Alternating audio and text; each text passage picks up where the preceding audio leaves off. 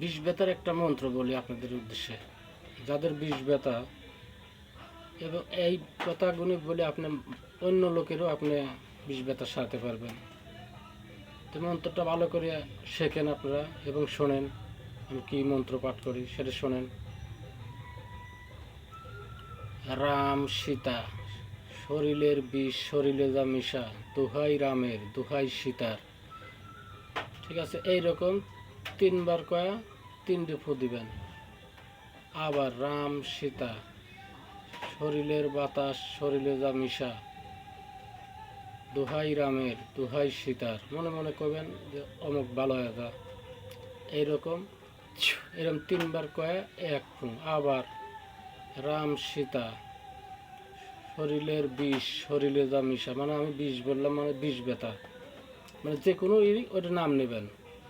রাম সীতা, শরীরের বিষ শরীরে যা মিশা, দোহাই রামের দোহাই সীতার। এরকম 3বার বলে ফুঁ দিবেন যে জায়গা বিষ ব্যথা।